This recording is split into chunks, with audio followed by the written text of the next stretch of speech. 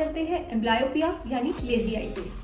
मैं हूं doctor Sonakshi Sehrawat, paediatric ophthalmologist, Himachal eye hospital कालका से। तो आइए सबसे पहले हम जानते हैं कि एम्ब्लायोपिया आखिरकार होता क्या है। जब भी हमारी एक आंख की विजन काफी अच्छी होती है और दूसरी आंख की विजन काफी कम होती है और चश्मा लगाने के बाद भी उस आंख की विजन पूरी नहीं बन पाती, तो उस कंडीशन को हम एम्ब्लायोपिया या फिर लेजी आई बोलते हैं। अब आखिरकार ये होता क्यों है? इसका कोई एक पर्टिकुलर रीजन नहीं है। बहुत सारे रीजंस की वजह से ये हो सकता है। कभी कभार भेंगेपन की वजह से ये हो सकता है या फिर कभी कभार चश्मे का नंबर बहुत डिफरेंट होने की वजह से ये हो सकता है। अब इसमें बेसिकली पूरी प्रोग्रामिंग होती क्या है, हम उसके बारे में थोड़ा सा समझेंगे। जैसे एक आंख की विजन बहुत अच्छी है, यानी कि उसमें नजर बहुत बढ़िया है, तो वो एक बिल्कुल क्लियर पिक्चर भेजेगा हमारे ब्रेन के ऊपर। दूसरी आंख जिसकी नजर कम है, तो उसकी जो पिक्चर ब्रेन में जाएगी बहुत ही ब्लर जाएगी, यानी कि धुंधली जाएगी। तो हमारा ब्रेन क्या करेगा, जो धुंधली इमेज वाली आंख है उसको भूल जाएगा, यानी कि इग्नोर मार देगा, और जिस आंख की नजर बहुत अच्छी आ रही है सिर्फ उसी पे ही फोकस करेगा।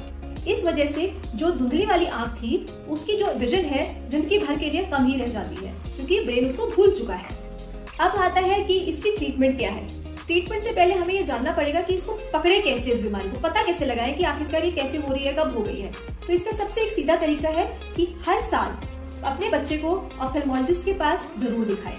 चाहे उसकी आंख में कोई कंप्लेंट ना भी हो तो भी दिखाना बहुत इंपॉर्टेंट है, क्योंकि ये बीमारी जितनी जल्दी पकड़ी जाएगी उतना ही इसका इलाज बेहतर हो सकता है। अब बात करते हैं कि इसकी ट्रीटमेंट क्या है। जो एक पुराना तरीका था, आजकल भी वो तरीका यूज होता है, वो होता है पैचिंग, जिसमें हम क्या करते हैं, जो एक अच्छी आंख होती है उसपे हम पैच लगा के कुछ वक्त के लिए बंद कर देते हैं और फोर्स करते हैं दूसरी आंख को ताकि वो काम करना शुरू करे। लेकिन अब इसमें प्रॉब्लम क्या आती है? सबसे पहली प्रॉब्लम जो हम इसमें फेस करते हैं वो यह है कि बच्चे कंप्लायंट नहीं होते, यानी कि वो पैच करने ही नहीं देते हैं, जिद करते रहते हैं, पैच हटा देते हैं। क्योंकि पैचिंग जो है वो कोई 1-2 महीने का प्रोग्राम नहीं है, ये तो सालों साल चलाना पड़ता है, तब जाके 2-3 लाइन की इम्प्रूवमेंट देखने को मिलती है। दूसरी प्रॉब्लम जो हम इसमें फेस करते हैं वो ये है कि पैचिंग सिर्फ कुछ पर्टिकुलर एज लिमिट तक ही काम कर पाती है। अगर बच्चे की एज 10-12 साल से ज्यादा हो जाए तो पैचिंग का ज्यादा बेनिफिट नहीं मिल पाता। आजकल एक नई ट्रीटमेंट मोडालिटी आई है जो कि है न्यूरोविजन थेरेपी। इसमें ना पैचिंग की जरूरत है, ना ही एज लिमिट ऐसा कोई पर्टिकुलर क्राइटेरिया है। हमने काफी पेशेंट्स में देखा है कि इसमें इम्प्रूवमेंट भी बहुत अच्छी आ रही है। अब हम बात करेंगे कि बेसिकली पैचिंग में और ये जो थेरेपी है इसमें डिफरेंस क्या है। आइए मिलते हैं देव से। उसको एम्ब्लायोपिया है, जिसके लिए उसे पैचिंग थेरेपी एडवाइस की गई है, पर उसे वह बिल्कुल पसंद नहीं है क्योंकि सब दोस्त उसका मजाक उड़ाते हैं। वहीं दूसरी ओर ज़ारा को बाइनॉक्स थेरेपी दी गई है और वह उसे रोज करती है और वो उससे बहुत खुश है, क्योंकि सिर्फ 30 मिनट के गेमिंग सेशंस होते हैं जो बच्चा इजीली कर पाता है।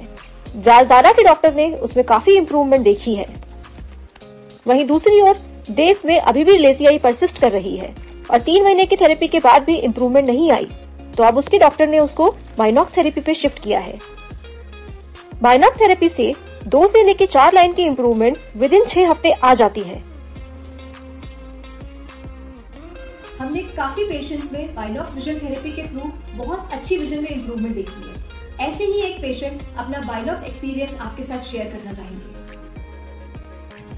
Good morning, my name is Harshita Thakur and I'm 15 years old from Shimla. I had problem in my left eye, amblyopia. I checked in many hospitals, but each doctor gave up on my eye, saying that it won't become better. Then I came to Himachal Eye Hospital, where I met Ma'am Sonakshi, who introduced me to Binox 40-day session. I was able to see till 2 meters, but now it's better comparatively. Now I can see 20 meters. Thanks to Ma'am Sonakshi, thanks to Himachal Eye Hospital, and thanks to Binox, who helped me to improve my eye vision. Thank you.